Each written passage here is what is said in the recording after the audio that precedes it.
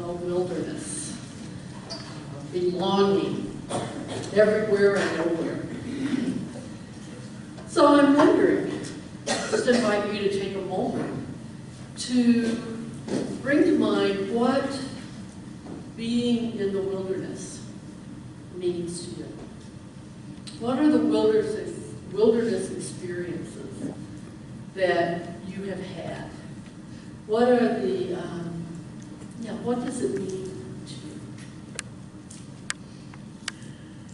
you? And how much courage does it take for you to brave the wilderness? How much courage does it take for you to right now answer that call to brave the wilderness? So, Daniel, you just mentioned right before the service a wilderness experience you had. I thought, what a great way to start. Would you mind sharing it? Huh? He knew I was camping, so he... I started van camping 40-some years ago, and so I was tickled to hear that you were getting into it. I think a lot of people from Santa Fe have no idea what's outside of town. Blows my mind. So I spend lots of time in my camper and on my motorcycle. I did the high road to Taos yesterday. So we had 2 warm days, a Monday and Tuesday, about 2 weeks ago. And I went, that's it. I'm going up to Jemez, which I hold as a really sacred place.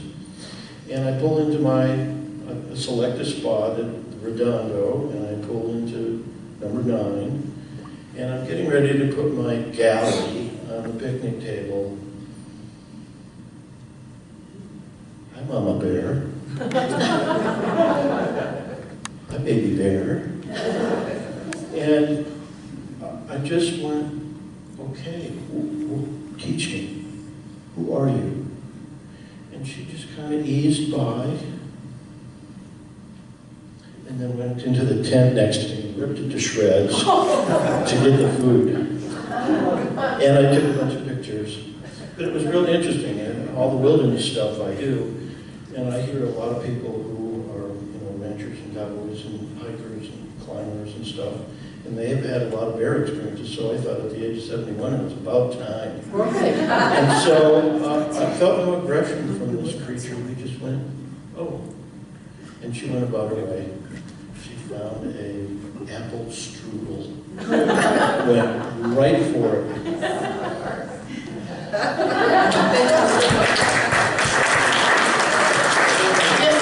Everyone said before the service because I made a call on you to share. So being out in the wilderness, and by the way, thank you. You had told me spot 9 in Redondo. I'll remember not to go there. In the future. That's whole mountain bear country, so right. If you've got a shot, talk to this bear. Yeah. So I know there's some other ways of braving the wilderness, and I want someone to maybe share those ideas. But first of all, I want to share with you a little bit of my wilderness experience that I had on my sabbatical. I spent at least half my time camping in my Miravan camper. So Janine, I have some slides that I'd like you to start with. Get the first one. Okay, that's my camper. That's my little Miravan camper. The 2003 Volkswagen Miravan camper. The last year they were imported in the U.S., so it's kind of a collector's item. And there I was. Go back. I'll tell you when. So there I was at Heron Lake, right on the end of Bushy Point, where I had a view, 180-degree view of the lake. It was wonderful, wonderful. Okay, next. And there I am at Villanueva. And Debbie Bryant had encouraged me to go to Villanueva. And so, I was where I took the photo from. I was standing on the bridge that's over the river, so that's how close to the river I was. It was really wonderful. And you see my hammock and my little shade cover I have. Okay, next. And there I am in Coyote Creek, a wonderful campground between Mora and Angel Fire. And I think I had the best campsite in the entire park. So next. And then that was a view from the top of the mesa on the other side of the river from Pecos. And Paula Eastwood came and brought her camping gear in her car, and she camped overnight at my campsite, and the next day we walked our pooches up to the top and looked at that beautiful view. Okay, next. There's my feet in the hammock. Enjoying, I'm not sure which side that was, but I put my hammock up everywhere I go. Next.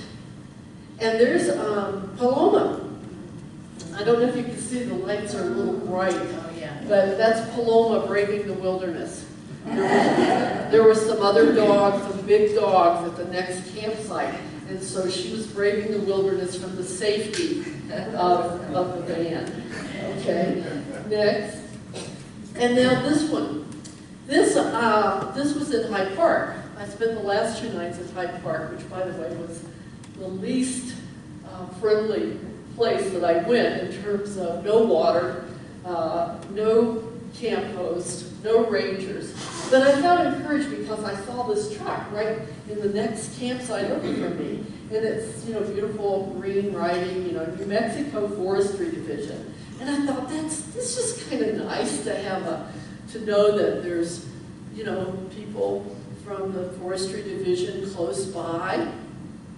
So then the next morning I took a hike with the pups, and I came back, and I actually knocked on the door because I wanted to ask if they knew where the ranger was. And no one came, so I walked around the back. If you could show the next slide. Inmate work camp program.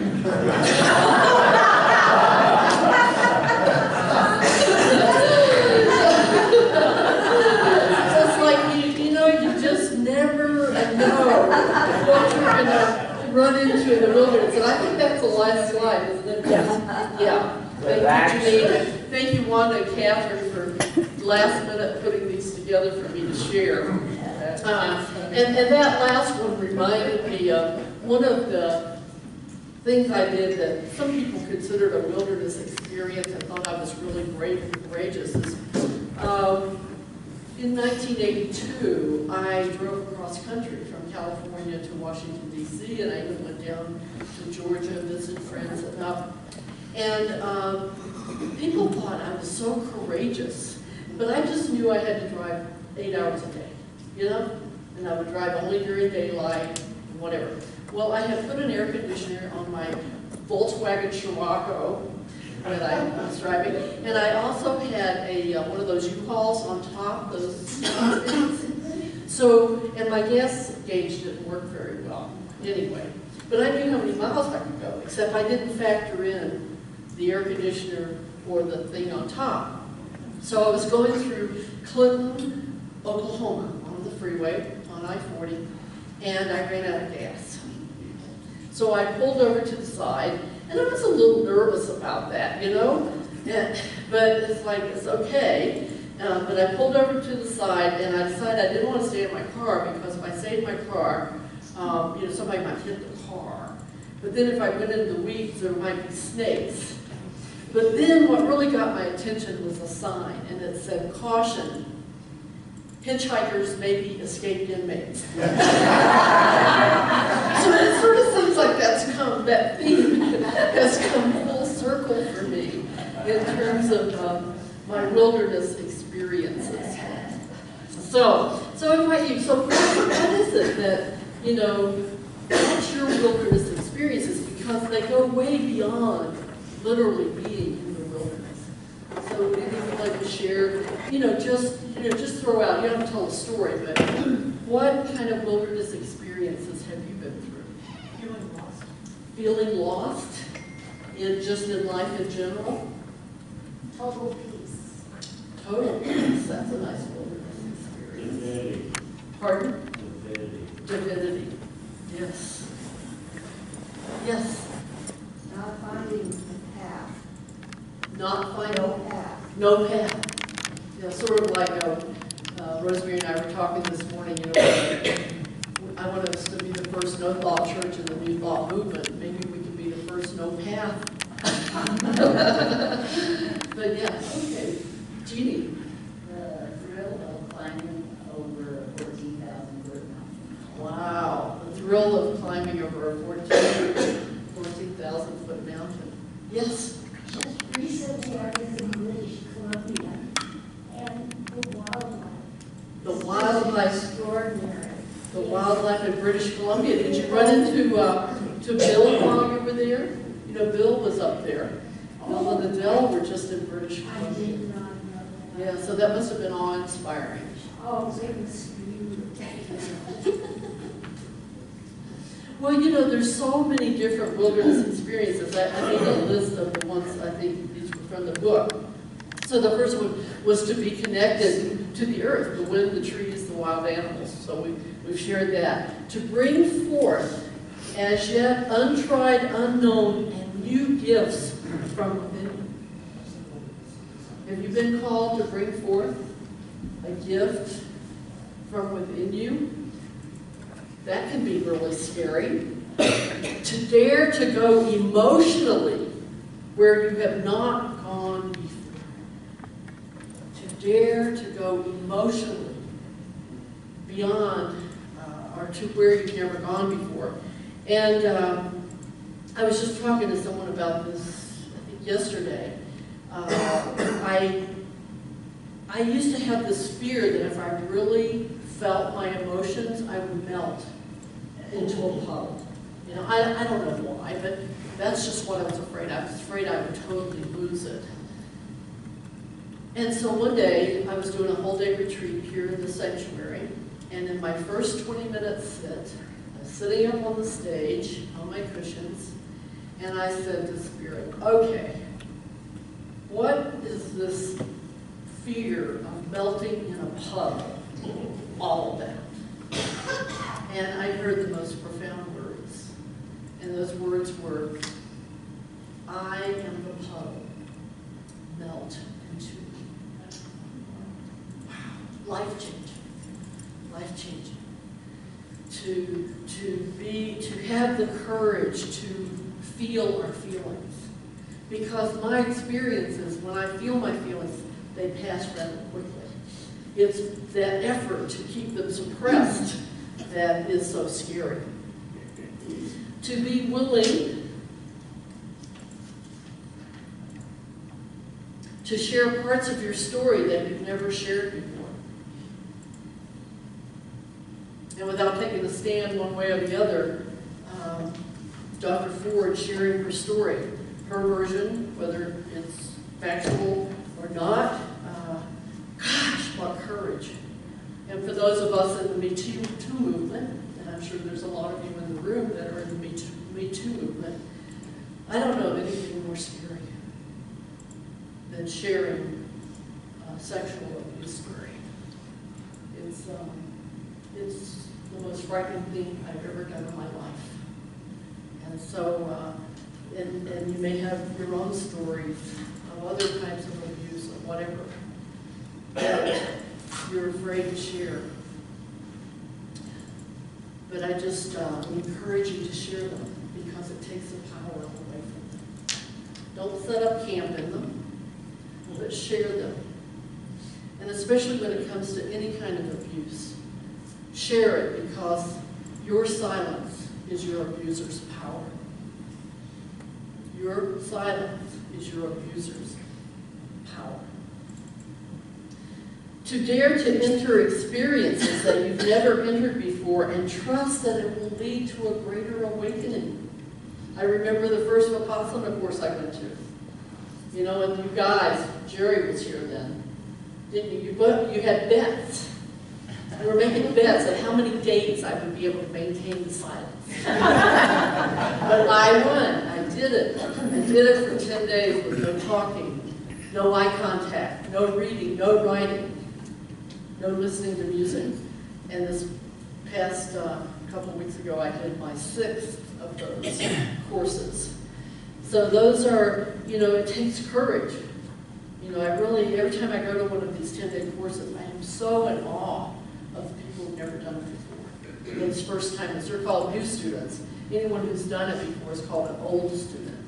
I think I would prefer different terminology, but that's the way it is. How about to go out on a limb to support a cause or speak your mind for something that everybody may not agree with? And we're not talking about trying to change anybody's mind.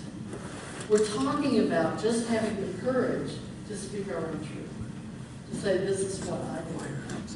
I don't have anything vested in changing how you believe, but this is how I believe. And that's one of the things I love about unity, is that we do that.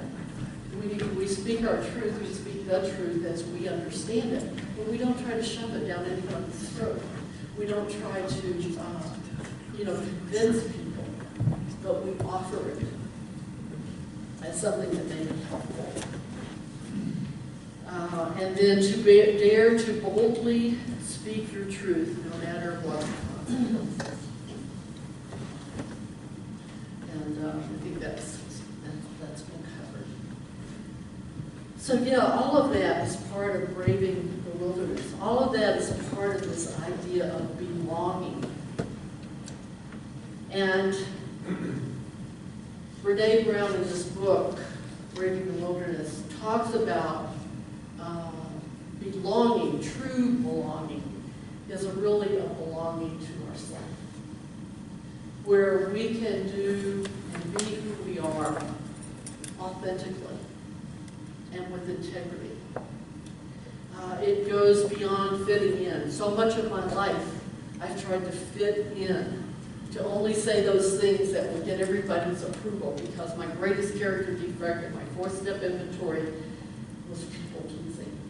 And I wish I could say I'm healed from it, but I'm doing better. I'm at least doing better. But to not just try to fit in by saying what you think people want you to say, but to know that you can say what your truth is. And when I speak my truth, I'm not interested in convincing you that it should be your truth or that it is the truth, but to be able to just speak. This is who I am. And I remember reading a book in college by a Jesuit priest, and it was called Why Am I Afraid? John Powell. Why am I afraid to tell you who I am? And one of the statements said it was, because if I tell you who I am and you don't like it, it's all I have. It's all I have. But to be able to be, to belong to myself enough, for you to belong to yourself enough, to take that risk, to share who you are. In this chapter, this first chapter, Brene talks about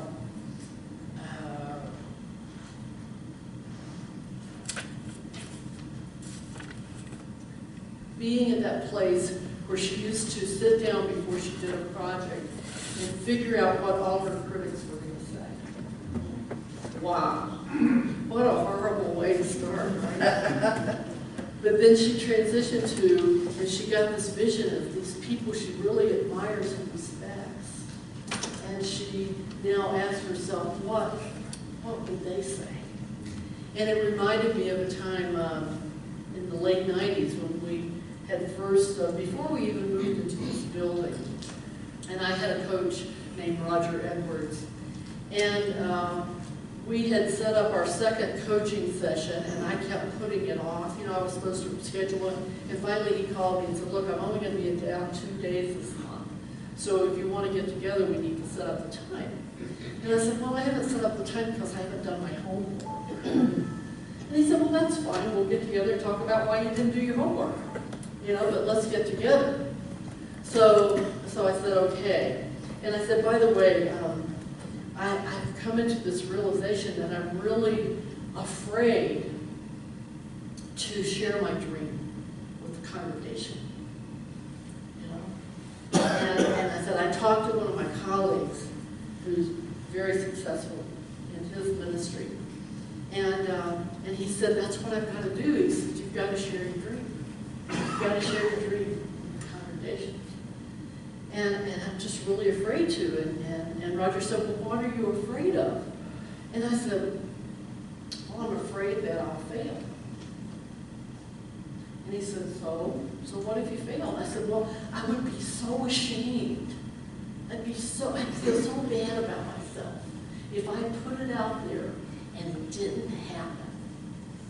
And he said, well, who are these people that would make you feel ashamed? And I laughed. And I thought, and I didn't want to give him any names. I did.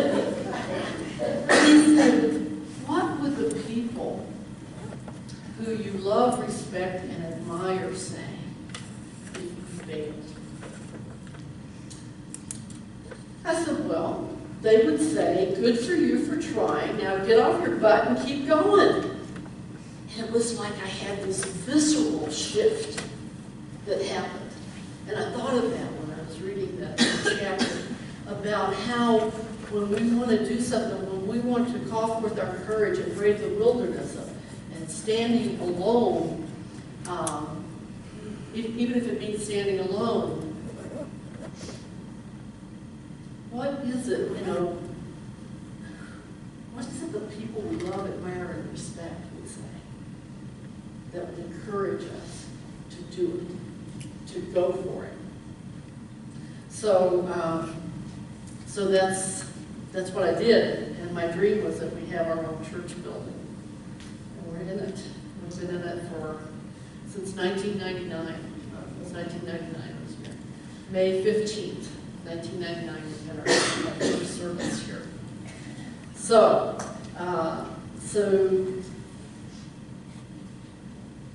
when you're in that place, don't worry about what your critics will say. Think about what your champions would say. Think about how they would encourage you and have your back and be there for you. And then I've been listening to this wonderful series by Sounds True. I don't know, are any of you listening to it right now? It's just phenomenal how to awaken in the world. And one of the spiritual teachers on it was a man named Prince E.A. And he said he learned this 5-second technique, this 5-second method. And that 5-second method is, I had to do it this morning. I woke up and I didn't want to get up. And the method is to count to 5. 1, 2, 3, 4, 5, and do it! Count to 5 and do it. I mean, how much simpler could it be? And then the other technique, the other how-to that Brene Brown points out in the book, she calls permission slips. To write yourself a permission slip to do it. Write yourself a permission slip. And it came up for her when her daughter needed a permission slip to go on a field trip. And she realized that she needs permission slips to be authentically who she is. And so she's made it a practice now, and she encourages anybody, she says, that will listen to her for at least 5 minutes, to write yourself a permission slip. Give yourself permission to even make a fool of yourself. Just give yourself permission, count to 5, and do it. Do it. Oprah, she quotes Oprah Winfrey. Oprah said, "Do not think you can be brave with your life and your work and never disappoint anyone." It doesn't work that way. So do it anyway. Because I think there's a saying, feel the fear and do it anyway. Feel the fear. And that goes back to that whole idea of feeling our feelings. When we feel them, when we totally find them in the body, which is what this Vipassana method that I attend these courses to strengthen and deepen. They're all about being aware of sensations and accepting sensations as they are. Not trying to make them go away when they're unpleasant, not craving for them to stay when they're pleasant. And I reached a whole new level this time where I was able to when I was feeling pain, because the brain doesn't want you to feel these feelings. And so it will cause you to do one of two things. It will cause you to go to sleep. I did quite a bit of that. And it will cause you pain. to distract you so that you have something else to think about so you can't let these feelings rise. However, I reached a whole new level where I was able to really feel the pain as energy. Pretty solid energy, pretty solidified, gross solidified sensations, but I could feel, just get to the point where I felt it pulsing, you know, and to just be with it, to just accept it, to not try to force it away. And then in the process, the Vipassana technique, you stay with it for 1 or 2 minutes, and then you keep scanning your body. When you come back, if it's still there, you can stay with it, and then you keep going. And eventually it goes away because that's what it all does. You know, if you have an itch on your nose, if you don't scratch it, it will go away at some point. It may drive you crazy in the process, but it will go away because that's the nature of life. Anicca is what it's called in Pali. Anicca, which is changing. Everything's changing, changing, changing. So I celebrate that we are willing to face and brave the wilderness. And of course, the best way to do that is through prayer and meditation. To take that time every day. Because one of the great purposes of meditation is to release the stuff that's stuck. It's stuck in us physically. It's physically stuck. Goenkaji, the teacher, says, it's sort of, you know those little wind-up toys, you wind them up and you set them down, they go, well, they're all inside of us. They're all wound up. They're ready to release, but we've got to allow them to release. And that's one of the great purposes of meditation, is to release this stuff that maybe we thought we've healed, but haven't been healed. And to use that 5, count to 5 and do it, give yourself permission slips. And I know that to the extent that you and I put feet on this, that we're willing to belong everywhere and nowhere in the wilderness and with others, that we will be honoring our soul, and we will be stepping out in a way, accomplishing things that are beyond our wildest dreams. And let's begin doing that right now in a sacred time of shared prayer.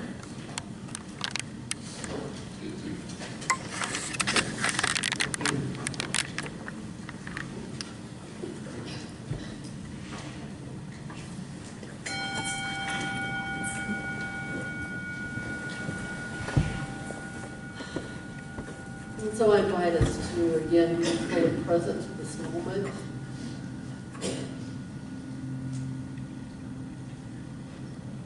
By bringing our attention to our breath, to the sensations in our body.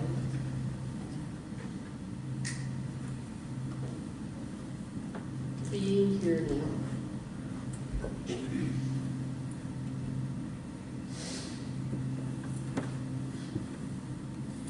And in this present moment, I invite us to remember that in our soul,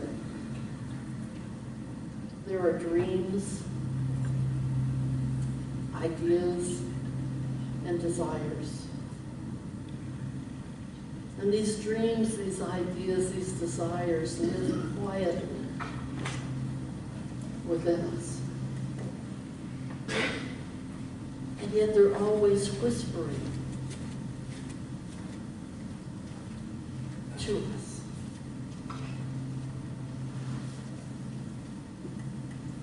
These calls from the very depths of us. They may come as insights, inklings, visions.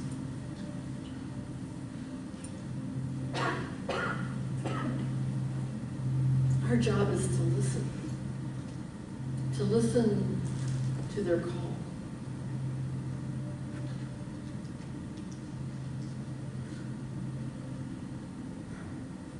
And to choose to breathe them into life.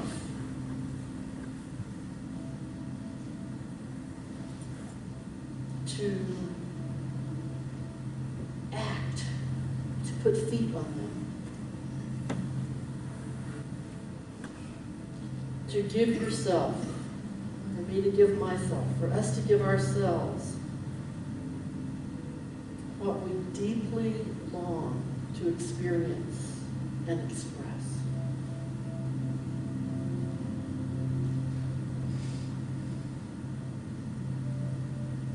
These inner whispers are our life's work.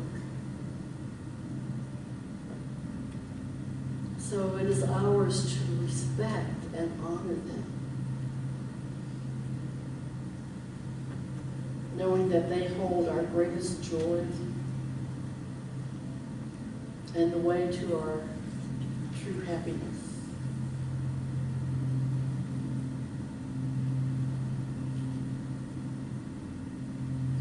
Life is calling to you and to me through these whispers.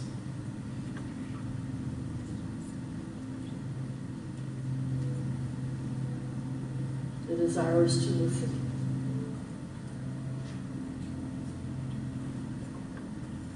To allow these whispers to take us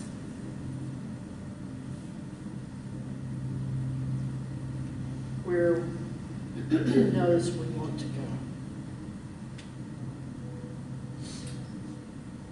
Your soul is waiting. My soul is waiting. Hoping for us to listen, listen, listen in the silence.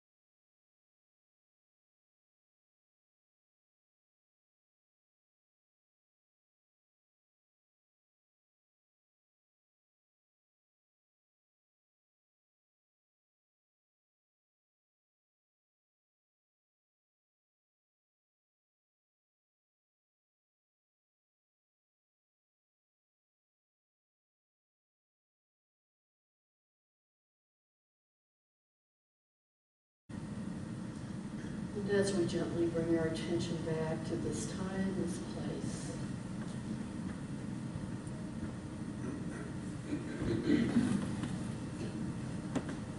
I invite you to allow your heart to fill with gratitude for the wisdom and the courage to listen to those calls to the wilderness in our hearts, and to put feet on them.